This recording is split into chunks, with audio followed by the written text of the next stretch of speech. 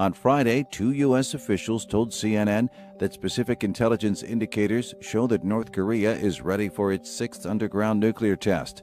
The officials said that recent satellite imagery has indicated a potentially significant change at the North Korea test site. On Friday, the South Korean government issued a statement saying a test can happen as soon as North Korean leader Kim Jong-un orders it. The officials have also said that it's impossible for the United States to know when a mobile launch or an underground nuclear test will happen. 28-year-old Edgar Welch of North Carolina pleaded guilty on Friday to opening fire at a Washington, D.C. pizzeria that was mentioned in fake news reports claiming it was part of a child sex ring operation linked to Hillary Clinton. Welch was accused of firing 3 shots with an AR-15 rifle inside Comet Ping Pong Pizzeria in December. He faces up to 2 years in prison on federal charges and a maximum of 5 years for assault charges. A sentencing is scheduled for June 22nd. A teenager has pleaded guilty to planning a terrorist attack in Australia.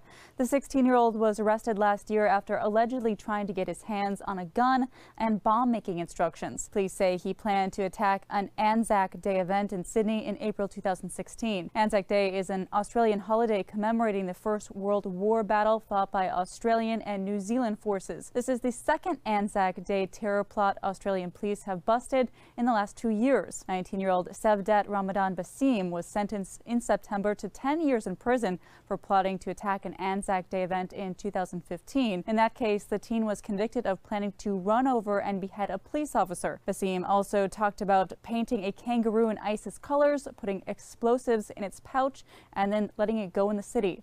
For Newsbeat Social, I'm Neela Uni. Sick and tired. These Venezuelans suffer from chronic illnesses. They say they can no longer afford or even find the medicine needed to treat their symptoms. The politicians are killing us because we don't have medicine. We are dying. We could have better quality of life with medicine, but we don't have them, and they are too expensive. Venezuela is in the grips of an economic recession. The crisis has led to a shortage of medicine and has created a public health emergency. The Pharmaceutical Association says 85 of every 100 medicines are unavailable. Sufferers of cancer, Parkinson's, and transplant patients united and called for the government to do more. There are no drugs for diabetes and for many other health conditions, so we have come to form a chain of life for ourselves. Enough already. How many deaths do we want? President Nicolas Maduro has blamed the shortages on detractors, trying to undermine him. He said he's approved spending to increase access to drugs, but details remain unclear. It's not only medicine that's lacking. There's also a shortage of food, leaving some people to scavenge for it wherever they can. I have a fixed salary, a minimum wage, which is not enough. I can't afford products, so I'm forced to do this. And he's not alone. A study recently found that 93% of Venezuelans can't afford sufficient food for their families. As shortages continue, many are left to fend for themselves. Whitney Hurst, Al Jazeera. On Friday, California approved vehicle pollution targets that the Trump administration last week put on hold. The move sets up a potential face-off between federal and state regulators that could be expensive for automakers and a headache for consumers. The auto industry was criticized for asking federal regulators to reconsider vehicle emissions targets for 2022 through 2025. Then, in a unanimous vote, the board finalized the vehicle pollution rules for the state, set a mandate for zero-emission sales over the same time period, and ordered its staff to start work on targets for after 2025. The United Nations has said 400,000 civilians are trapped in western Mosul between ISIS militants and government forces. The UN Refugee Agency said March 23rd that civilians are short of food and basic needs like electricity and medical supplies. They also fear fleeing because of ISIS snipers. The agency said 157,000 civilians have fled to a reception center outside the city since the offensive began a month ago. A UN official in Iraq added, quote, "The worst is yet to come." He says between 8,000 and 12,000 people are arriving at the center every day. Iraqi forces control the east side of Mosul and more than half of the west, according to Reuters. Government forces, aided by American advisors, launched the offensive to retake West Mosul February 19th. However, progress has been slow in the narrow streets of the West's densely populated Old City. For Newsbeat Social, I'm Matt Paul. Mariama Keita survived Ebola, but her parents, sisters, younger brothers, uncle, aunts, and grandparents all died from the virus. 2 years have passed, yet Mariama is unable to talk about her trauma. In this ward treating Ebola survivors, there are others like her, suffering from neurological pains and aches, which doctors are still trying to understand. William Gayflor gets dizzy easily and can't seem to see correctly anymore. Traces of Ebola are found deep in his pupils. Prince Wallace is under special care because of the Ebola viral load found in his semen. Ebola is also a sexually transmitted virus. Earlier in Guinea and other places, it was seen that some of the outbreaks that occur were due to survivors having sex. Because they had Ebola, Gayflor, Keita, and Wallace are treated as outcasts in their communities. The place I live, they even put plank and nail the place that I couldn't enter. And they would tell me I might not go to the well to get water, where they are getting water from. If I take money to even purchase, they don't even accept it. Money to go purchase something from them, they will say no, they don't want it. James Harris's wife Salome volunteered to treat and help Ebola patients. She herself survived the virus. In 2014, she gave birth, but a few days later, she suffered from convulsions.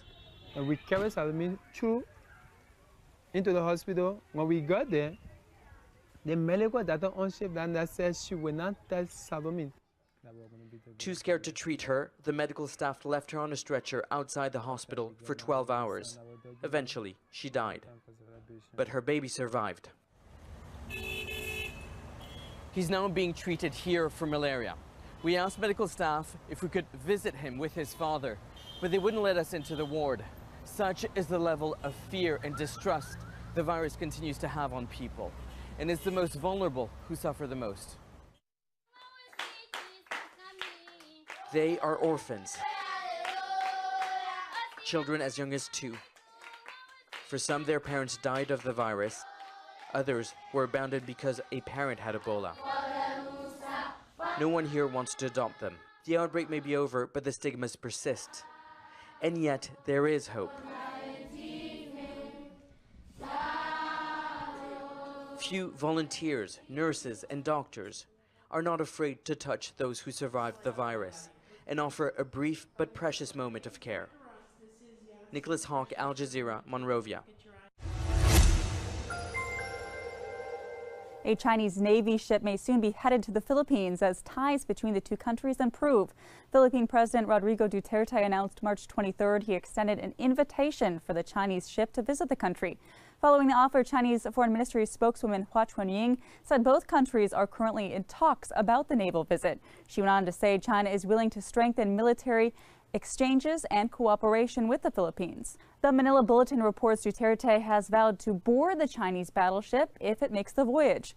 The move comes amid a recent de-escalation in tensions over construction in the South China Sea. The Chinese government rejected earlier reports Wednesday that it plans to build an environmental monitoring station on the disputed Scarborough Shoal. The Philippines previously threatened to file a formal complaint if China moved forward with building plans. For Newsbeat Social, I'm Neelat Uni. Climate change doubters are hoping to get rid of the 2009 finding that carbon dioxide endangers public health. Advisors to the Trump administration's transition team repeated that mantra for the past 36 hours at the Heartland Institute's 12th Annual International Conference on Climate Change.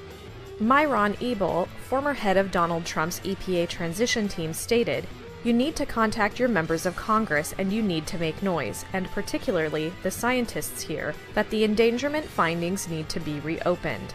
While scientists have proved for years that carbon dioxide emissions endanger health, Trump had multiple campaign promises to undo emissions caps. The South China Sea faces more devastating coral loss.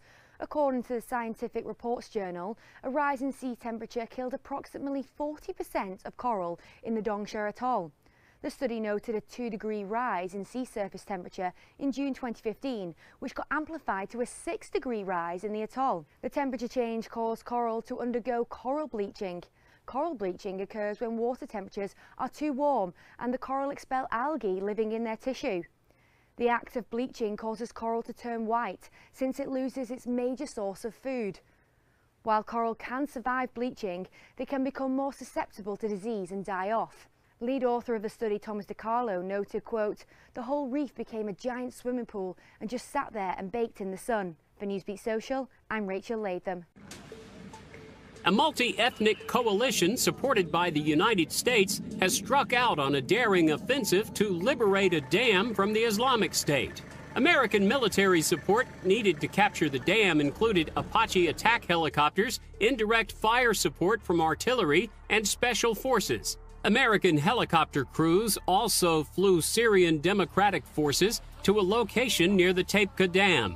According to a spokesperson for the U.S.-led coalition, the multi-pronged assault by local forces will bring the coalition to within 25 miles of Raqqa, the Islamic State's de facto capital. Boeing tooling supplier Electro Impact has been fined $485,000 after an investigation alleged that it had a discriminatory hiring policy, the Washington State Attorney General said on Friday.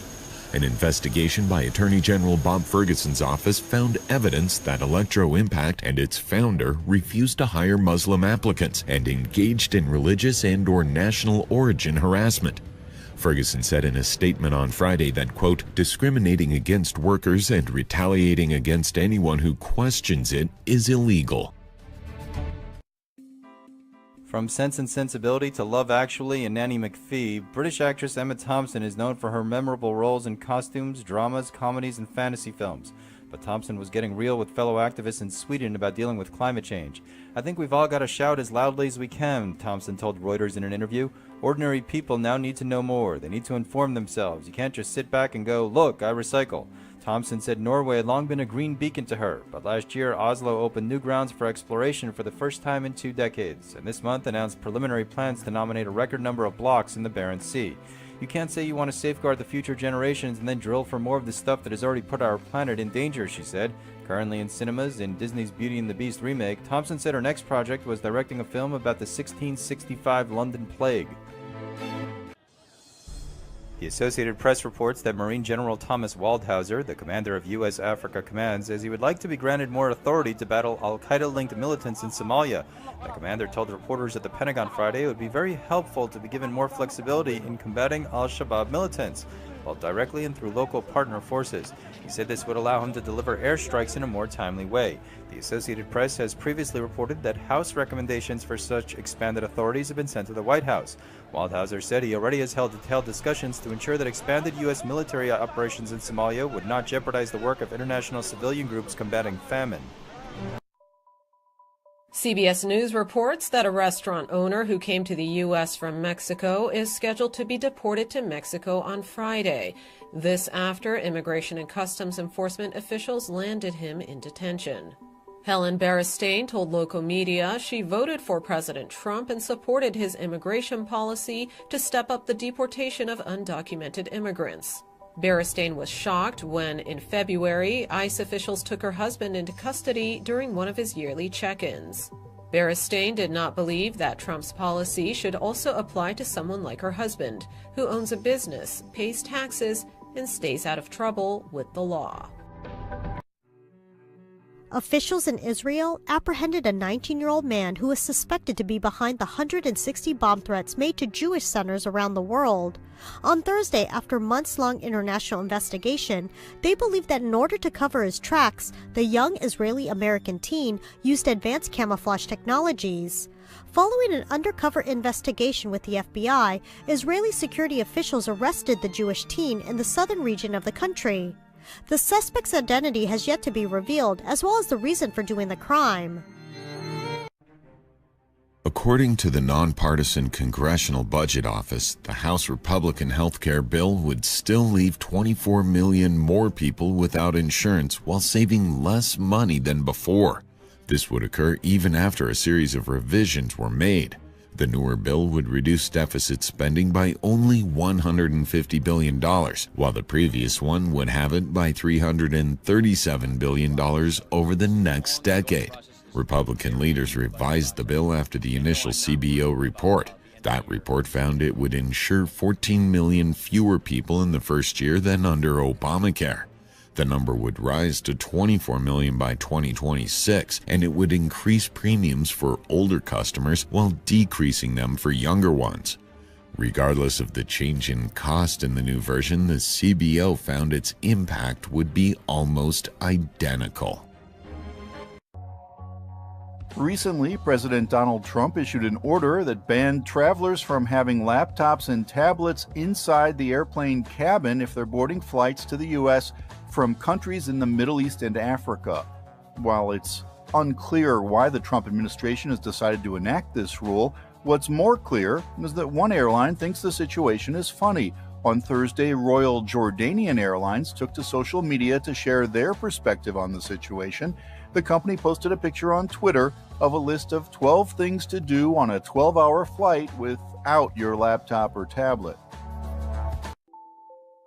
Researchers at Harvard Medical School have found the means to revert aging at the cellular level in mice. According to the study, the team of researchers focused on a compound NAD that is related to DNA. The coenzyme is thought to be involved in DNA repair functions in the body. Since the compound is soluble in water, the researchers put drops of NAD into the water source for a group of mice. Within a week, they noticed obvious age reversal in their muscles, indicating improvement to DNA repair. A coalition of Arab and Kurdish fighters in Syria are facing little resistance in an offensive against the Islamic State. Supported by the United States, helicopter crews airlifted Syrian Arab and Kurdish forces into northern Syria to liberate a dam along the Euphrates River, the first action of its kind in Syria. The offensive's goal is to liberate the city of Raqqa. The city serves as the Islamic State's de facto capital. A spokesman for the U.S.-led coalition stated Syrian Democratic forces are making progress without serious opposition. The U.S. Secret Service asked for an extra $60 million in funding for next year to protect the Trump family and cover travel costs, but was reportedly denied. According to documents obtained by the Washington Post, roughly half of the funds, $26.8 million, would have been used to protect President Donald Trump's family and private home at Trump Tower in New York City. The rest would have been used to cover the travel costs incurred by the president, vice president, and other visiting heads of state. According to the Post, the request, submitted in February, was rejected by the Office of Management and Budget. However, OMB has dismissed the Post account that additional funding was rejected, saying, quote, "Presidential protection is a core mission of DHS and as such will be supported in the budget to be published mid-May." For Newsbeat Social, I'm Kimberly Goldwell. Researchers at the University of Texas in Galveston have discovered a prescription weight loss medication that could help recovery from opioid addiction. The study found that the weight loss drug lorcaserin reduced the use and craving for oxycodone in preclinical studies. Many treatments for opioid abuse are made to block opioid receptors and prevent the euphoric feeling the drug causes. The environment where a person uses drugs can be a cue, conditioning them to anticipate the drug-taking experience. This is called cue reactivity, and it can cause people to relapse. Serotonin regulates cue reactivity by activating certain receptors in the brain. Lorcaserin changes the serotonin system. According to reports on his criminal record, the London attacker had a violent history. Born Adrian Russell Adjayo in Britain, Khalid Masood also changed his name after converting to Islam. However, his violent streak began 3 decades ago and ended with a conviction 14 years ago. In more recent years, Masood was convicted in 2000 for slashing a man across the face after an argument. 3 years later, he was convicted for possessing a knife. Since then, Masood lived a crime-free life before careening a vehicle into pedestrians along the Westminster Bridge. He was shot and killed by police after stabbing an officer who also died. This winter saw a record low amount of Arctic sea ice. Scientists from the National Snow and Ice Data Center reported the record low for this winter, March 22nd, based on satellite measurements. This is the third year in a row the record has been set since the NSIDC began using satellites to measure sea ice in 1979. The director of the NSIDC said, quote, "I have been looking at Arctic weather patterns for 35 years and have never seen anything close to what we've experienced these past 2 winters. Sea ice typically grows steadily through the winter, peaking in March. Atlantic storms this year sent warmer than usual waters to the Arctic and limited winter sea ice growth, according to Scientific American. Scientists say these low sea ice levels have far-reaching effects, even changing weather patterns worldwide. 2016 was the warmest year on record for the entire globe. For Newsbeat Social, I'm Kimberly Caldwell. A Russian hacker admitted to computer fraud charges. 29-year-old Mark Vartanyan pleaded guilty to charges related to the Citadel malware March 20th in Atlanta, Georgia. Vartanyan was known by the hacker name Calypto and allegedly helped develop and distribute the malicious computer virus. Citadel was designed to steal financial information, which was then sold to underground buyers on invite-only Russian web forums. Citadel reportedly infected nearly 11 million computers and caused more than $500 million in losses. Vartanyan allegedly helped develop, improve, maintain, and distribute Citadel at various times from 2012 to 2014. He was arrested October 2014 in Norway and extradited to the United States in December last year. In September 2015, a U.S. court sentenced another Russian, Dmitry Belorusov, to 4.5 years after he admitted computer fraud charges related to Citadel's distribution. The investigation into Citadel's creator is ongoing, according to the Department of Justice. For Newsbeat Social, I'm Kimberly Caldwell. A Jewish teenager has been arrested for allegedly making bomb threats against Jewish institutions across North America, Australia, and New Zealand. The 19-year-old suspect was arrested in Israel on March 23rd. He is a citizen of both Israel and the United States. His attorney told CNN her client has a history of behavioral issues. Israeli police say the suspect used, quote, camouflage technologies to disguise his voice and make it difficult to trace his calls. At least 150 bomb threats were made against Jewish community centers since early January. The threats led to multiple evacuations. Jewish Community Center Association of North America president and CEO Doron Krakow said in a statement the organization is, quote, troubled to learn the suspect is reportedly Jewish. The Associated Press reports Israeli police say the suspect will remain in custody until at least March 30th. For Newsbeat Social, I'm Mila Uni.